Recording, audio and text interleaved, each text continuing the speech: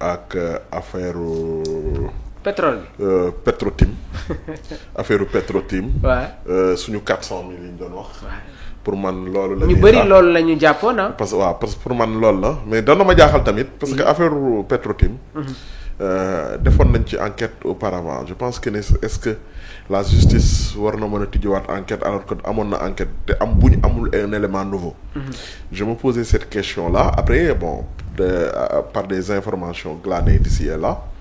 On a su que ne c'était plus une affaire privée.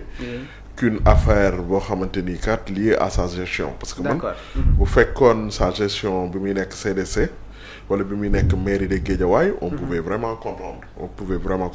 D'accord. Mais su dee dañ dafa doon loo xamante ni c'est une société bu mu bokk moom ak soxnaam. ñu jàpp ne am na xaalis boo xamante ni kat mu ngi tourné autour de 150 millions ak beneen somme boo xam ne tourné ci ba mu tourné yegg ci 240 millions. Me El Hadji Diouf jot na def ay révélations sur les pourcentages nee na Aliou Sall 99% la ci am. soxnaam am si 1%. mais loolu nit ñi en fait c'est des techniques de montage yoo xam ne ça permet à quelqu'un d'entrer dans le capital d'une société. Parce que soo seetloo da nga koy may 1% moom mu nekk administratrice ou bien administrateur. day mel ni xam nga tey jii boo tegee benn société. mën nga jël société yi nga am benn pourcentage boo xam ne da nga koy jox les travailleurs. ñoom dañuy liggéey seen bopp la ñuy liggéeyal. mais da nga leen di fay. mais dañ ciy am pourcentage léegi nag loolu. pour tijji capitalu société bi la. pour jabar ji mën koo bokk yow nga indi peut-être que 99% des apports. moom mu indi lu ndaw peut-être moom mu indi sa même son savoir-faire ou bien sa disponibilité à gérer la société. loolu moo tax ñuy def genre montage yu mel noonu mais bon pour man c'est une affaire boo xamante ni kat xam nga tamit bon il faut être honnête la plupart du temps les blanchissements ça se fait sur l'immobilier. Ça veut pas dire que Aliou Sall dafa dugg ci blanchissement mais man je m'attendais plus à ce que ne buñ koy convoquer mu doon une affaire boo xamante ni en fait liée à sa gestion et moom à partir de démb.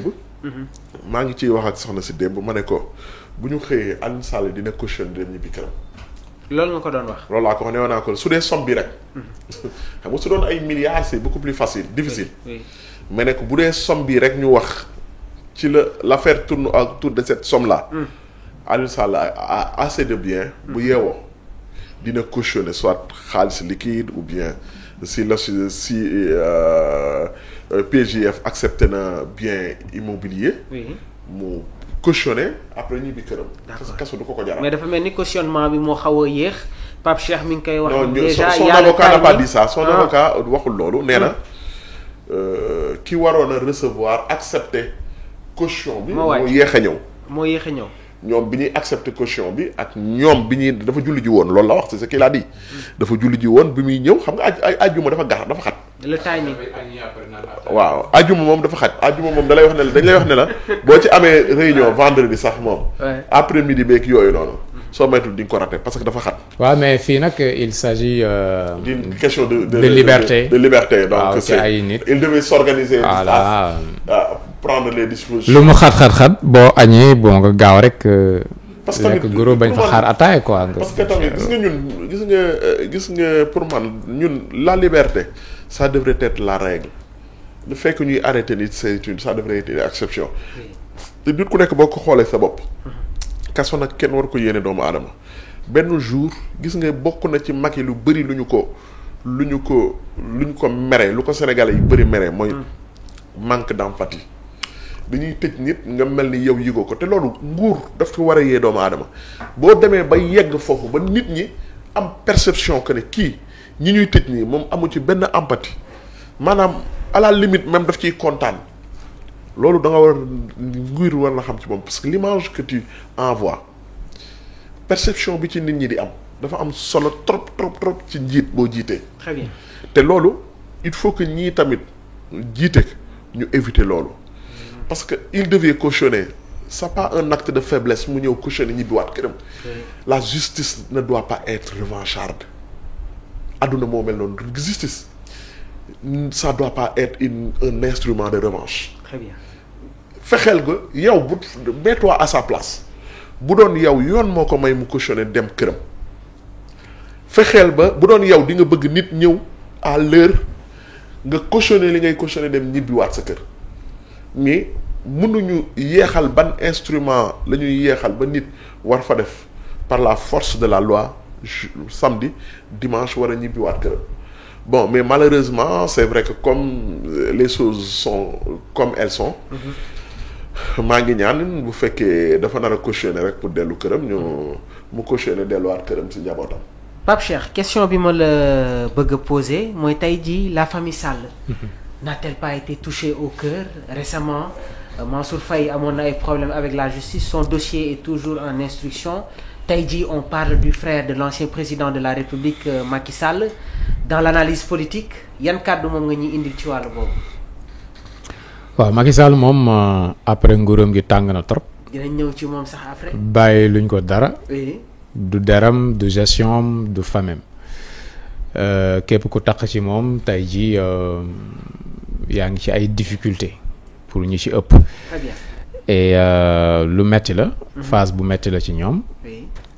et am na lu mu créé tamit comme ancien chef d'État musuñu ko songee nii wala ay jege ñaaleem ci nguur gi.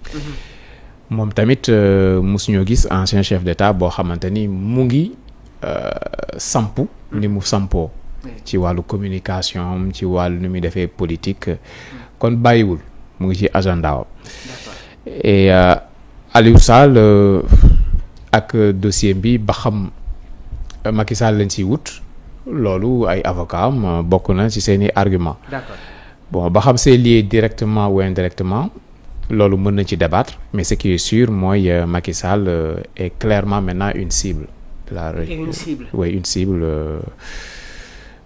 des dirigeants actuels c'est clair loolu moom nëbbatuñ ko amatul luñ ci laam-laamee.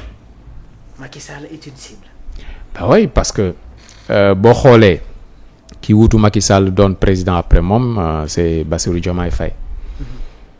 Bon yi mu génn yëpp turu Macky Sall lu négatif la wax ci moom. Je suis au courant de. Voilà amul lu positif loo xamante ni waxagum na ko jëm ci Macky Sall. Oui. loolu mënoon nañ xool insinuer ci bon xalaat ci suuf lan moo ko waral ak lu ko waralul. Premier ministre moom ñëpp xam nañ discours am ci Macky Sall. Député yi nga xamante ni ñoo fi nekk à l'Assemblée gis nañ seen discours ci Macky Sall globalement député yëpp yi nga xamante ni ci majorité bi lañ bokk bu ñuy tiire bokk na ci tur yi gën a ñëw Macky Sall ancien chef d'État ak yeneen responsable yëpp militants yi ci base bi gis nañ ko ci réseaux sociaux yi donc pendant presque 2 ans Macky Sall moom mooy seen adversaire bi gën a fés ci moom la ñuy song moom la ñuy dal ci moom la ñuy def lu ëpp lu ñuy def. Président sortem bi mujj bi mu def RFI biñ ko laajee ba xam Macky Sall war nañ ko mën a traduire yóbbu ko haute cour de justice wala déet tëjul buntu bi mënoon na ko tëj mais tëju ko. Donc wane na ne c'est possible. D'une certaine manière ba foofu mënoon ngay laam-laamee ok d'accord truc biñ ne Macky Sall ok dafay viser Nations Unies gouvernement bi presque ñëpp a jóg daal di def bouclier ne non loolu mënul ne duñ ko fi seetaanee. Kon nga xam ne du Sénégal mooy soutenir candidature Macky Sall ci lu mel.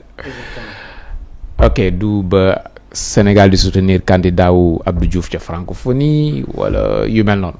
Sori nañ cas de figure yooyu bi ci mujjee moom mooy kenn koo xamante ni quand même responsable la ci Pastef muy Fadilou Keita. foofu laa bëggoon ñëw sax. mais li mu wax dafa leer la caisse des dépôts et de consignation. moom jot na yëkkati ay kàddu li mu wax nag mooy Macky Sall l'ancien président de la République sera poursuivi pour haute trahison dans le dossier ArcelorMittal dans lequel il est mouillé et sa responsabilité est totalement engagée mu nekk kàddu yi nga xamante ne moom la Fadilou yëkkati nan nga ñuy jàngatalee tamit bi la situation Pape Cheikh. Non sera poursuivi la wax. Sera poursuivi. Mais arrêté aussi la wax. Sera poursuivi et arrêté. topp ko ba pare jàpp ko. Voilà moom condamné na ko léegi loolu da lay leer ni ñoom Macky Sall cible la si ñoom fi mu nekk nii nga boole ci la sortie de Habib Sy. Oui. mu ne Macky Sall est maîtrisable. ba pare dénoncer activité mi muy def. jàpp ne il fait ombre à Bassirou Diomaye Faye moom noonu la ko résumé.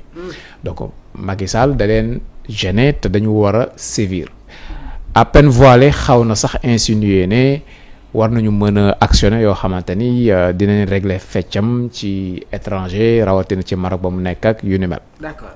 waaw loolu lépp dafay wane ne Macky Sall est devenu une cible moom tamit mu ngi defar défense am par rapport à ça. dinañ ci ñëw waaw. Et voilà donc c'est ça la situation. Très bien. mu nekk situation boo xamante ni ñaar la mën jur. mën na jur lu ñuy wax équilibre des terreurs maanaam ku si nekk Macky Sall bu wanee ay griffam ne man tam j'ai ma capacité de nuisance ñii tamit harceler ko après ku si nekk dëgg bal bi pour kii bañ a yàqal kii bañ a yàqal kee ku si nekk bàyyi sa morom mu tranquille comme mën na doon benn mortal combat boo xamante ni kii day éliminer kii wala kii xajamal nguuru kii ñaari yooyu ñooy ñaari issue yi. dinañ ñëwaat ci kàddu yi nga xamante ne moom nga mujjee yëkkati ci say analyse peut-être un autre duel bi nga xamante ne war nañ ko xaare ni entre le premier ministre Ousmane Sonko ak l'ancien président de la République Maxu comme ni ko Pape Cheikh waxee léegi nii posé naa ko cette question la famille Faye Sall n'a-t-elle pas été touchée au cœur Mansour Faye aujourd'hui Alioune Sall gis nañu le DG de la CDC Fadilou Keita jot na yëkkati ay kàddu envers l'ancien président de la République nan ngay jàngatee tamit bi la situation. xam nga pour man y a beaucoup de gens j'écoute parfois. oui je remets même en cause l'histoire du Sénégal que j'ai appris ou bien même parfois que j'étais témoin. Maxu commencé goo analyser sax yaa ngi reetaan. non parce que xam nga lu tax. oui. il faut nit ñi am habitude. oui. bu benn journaliste bi joxee ay certaines informations ba pare ñoom ñu dem gëstu ko seen bopp. ce qu'on appelle en ñoom Pape Cheikh li ñuy wax en journalisme fact-checking. Il y a des gens je fais un tour de l'histoire. oui. dafa am loo xam ne tàmmuñu woon di ko gis dañ ko gis ci diggante ce régime là. ak Abdoulaye Wade. c'est vrai que subir nañ loo xam ak ce régime là ak Macky Sall. subir nañ loo xamante ni bu dee am na parti opposition yu ko subir it bëriwul mais dama lay jox histoire. Abdoulaye Wade bi muy ñëw Abdou Diouf di dem gars yi den dégg j'ai entendu quelqu'un mu ne Abdou Diouf Macky Sall du Abdou Diouf du Abdoulaye Wade je te fais un cours d'histoire Abdoulaye Wade Abdou Diouf bi muy dem dafa Abdou ci temps wu élection yi ci campagne bi bu leen fàtte ne Abdou Diouf ak Abdoulaye Wade ça n'a pas été toujours lissant nekkul woon loo xamante ni dafa c'était pas une paix durable. D'accord. ñoom ñaar nekkoon nañ sur une rivalité très dense bu ñu nekkee ci élection yi en période de campagne Abdou Diouf Abdoulaye Wade dafa jël parole mu ne su ma gañee personne ne va poursuivre Abdou Diouf ou un membre de sa famille kii moo wax loolu de. waaw Abdoulaye Wade moo wax loolu kenn du ma démentir ci histoire mu ne su ma gañee kenn du ñu am benn poursuite bu am ci Abdou Diouf wala un membre de sa famille il y avait pas de protocole c'était juste une